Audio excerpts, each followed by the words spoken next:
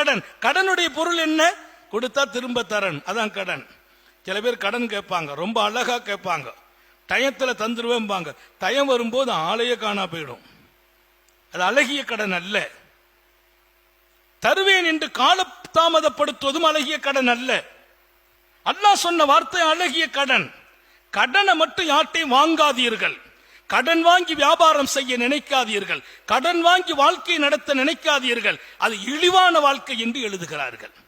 அந்த வாழ்க்கை இழிவு. கடன் ஆபத்தானது. அன்பை முறிக்கும், உறவை பகைமையாக்கும், நெருக்கத்தை விலக்கிவிடும். இன்னும் சொல்வார்கள், கடன் உன்னை பொய் சொல்ல வைக்கும், அவமானங்களை ஏற்படுத்தும். ஏன் கடன்? இருப்பதை கொண்டு பொருந்திக் கொள்ளுங்கள். சின்ன வியாபாரம் ஹலாலாக நடக்கட்டும், கடன் இல்லாமல் நடக்கட்டும். ஹராமான வழியில் வருமானத்தை தேடுவீர்களா? அந்த வியாபாரத்தின் பொருள்கள் உங்கள் பிள்ளைகளுக்கு நரகத்தை தரும் என்றார்கள் ஸல்லல்லாஹு அலைஹி வஸல்லம். இன்னைக்கு ஹராம் மிகைத்திருக்கிறது. தப்பான வழிகளில் ஏதோ ஒரு வழியில் அங்கிருந்து இங்கிருந்து புரட்டி போட்டு அப்படியெல்லாம் வியாபாரங்களை நடத்துபவர்கள் எச்சரிக்கை. ஹராமில் தொழில் நடக்குமா?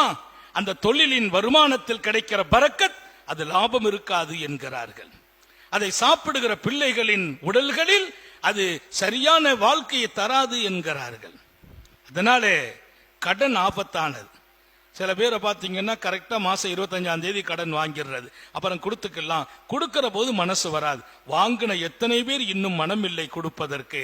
நான் சொல்வேன், கடனாளியாக மரணித்தால் உன் ஜனாசாவை கூட நான் தொலை வைக்க மாட்டேன் என்றார்கள் நபிகள் நாயகம்.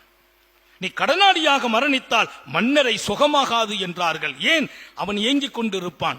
அவன் பணத்திற்கு வழி என்ன? உனக்கு தந்தவனுக்கு என்ன பதில்? அந்த பதிலை நீ மறுமையில் சொல்ல வேண்டும். அல்லாஹ் விடமாட்டான் உன்னை. நாளை மறுமையில் அவன் வருவான், கடனுக்கு பகரம் கேட்பான். அல்லாஹ் அழகிய கடன் உன் அமலை எடுத்து அவனுக்கு கொடுப்பான். அவன் நரகம் போக வேண்டியவன் சொர்க்கம் போவான். சொர்க்கம் போக வேண்டிய அமல் கொண்டு வந்த நீ நரகம் போவாய். ஏன்? நீ அவன் கடனை ஏமாற்றி இங்கே மரணித்ததால் உனக்கு நரகம். எத்தனை கடுமை! வாழ்க்கையில ஒரு முடிவு எடுக்கணும். கடனே வாங்கக்கூடாது. இருக்கிறது கொஞ்சமா இருந்தாலும் அதை கொண்டு போதுமாக்கிக் கொள்கிற வாழ்க்கை. யார்கிட்டையும் போய் கடன் கேட்டால் அது அவமானம், இழிவு. நம்மை கண்டால் விலகுவார்கள். தன்மானத்தை இழந்து வாழாதீர்கள் என்கிறார்கள் ஸல்லல்லாஹு அலைஹி வஸல்லம். கடன் வேண்டாம் என்கிறார்கள் காத்தமுன் நபியின். இங்கே நான் சொல்ல வந்த செய்தி